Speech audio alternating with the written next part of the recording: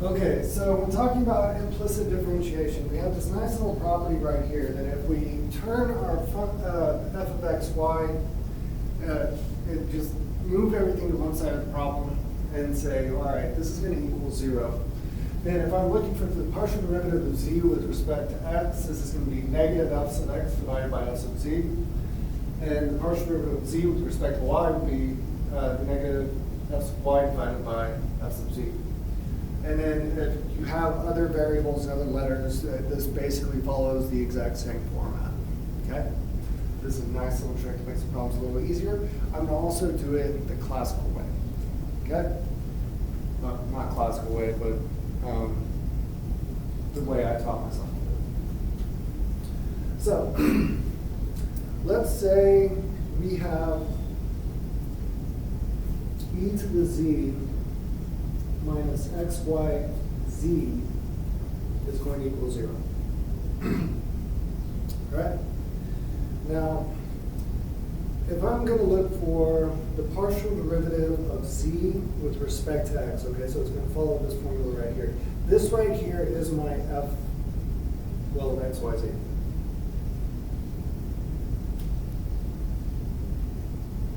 Sorry. That's in there as well. Okay. So, my f sub x, okay, so if I'm looking at this thing right here, we're treating z as a constant, okay? So e to the z is just going to go to 0, okay? And so I'm just taking the derivative of that x right there, and so that's going to equal negative y z, okay? And so my f sub z, okay, now I'm going to take the derivative of e to the z, which is e to the z, and then minus xy. So the partial derivative of z with respect to x is going to equal negative yz divided by e to the z minus xy, which would equal yz divided by e to the z minus xy.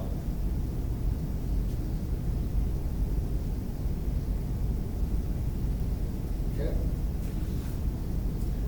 So if I was going to look for the partial derivative of z with respect to y, that's going to be negative f sub y divided by f sub z. So I need to say, okay, my f sub y, right?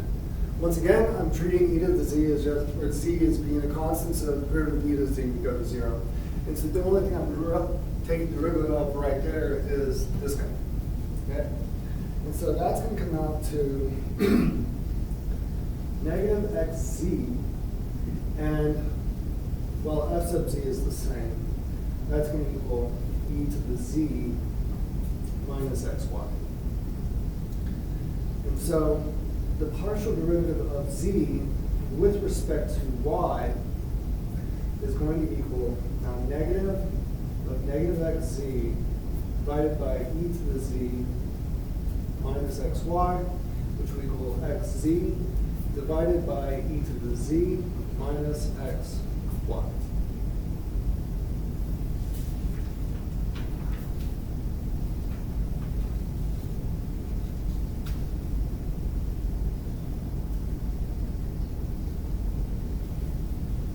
Okay, so that's one way to do this problem. We can think about this problem in a slightly different way.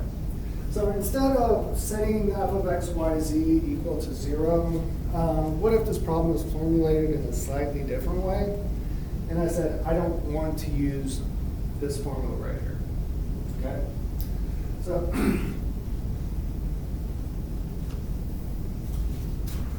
let's say we were given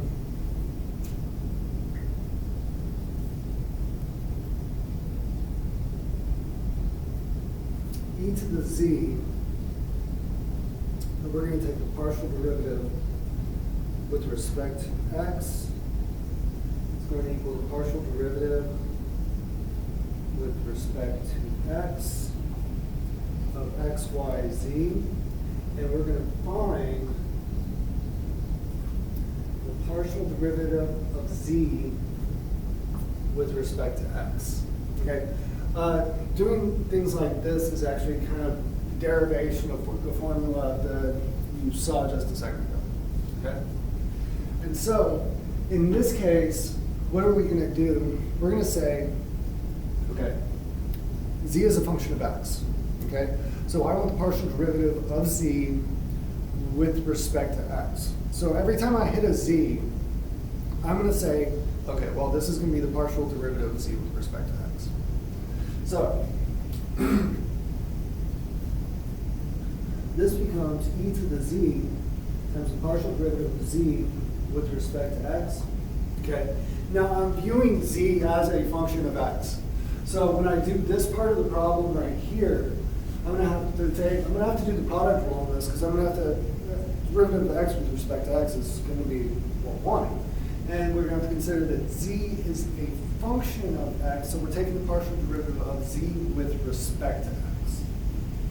So this becomes 1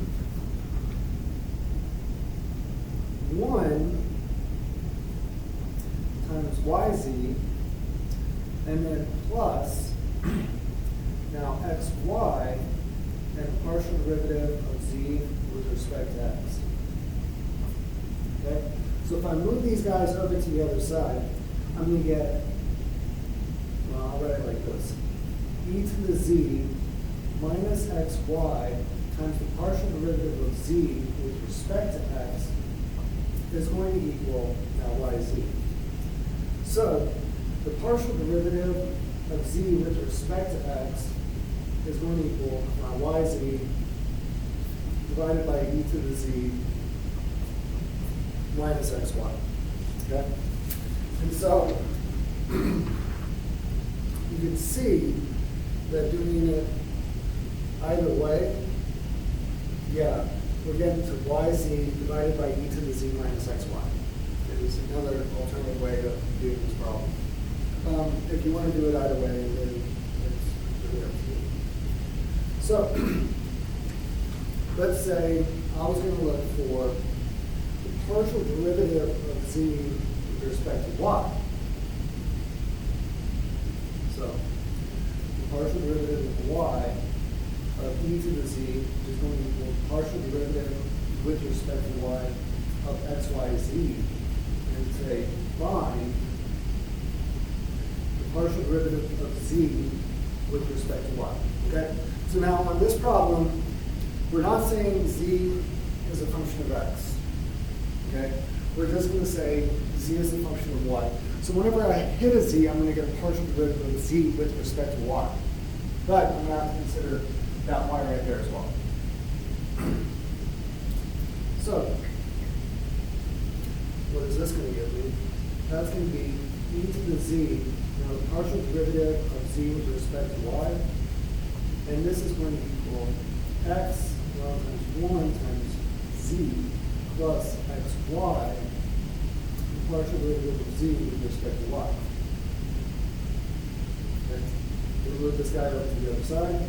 That would be e to the z minus xy, and the partial derivative of z with respect to y is going to equal xz. So the partial derivative of z with respect to y is actually equal to xz divided by e to the z minus xy. Okay? And you can see that, yeah, you still get to the same answer. So either way you want to do it, it works out.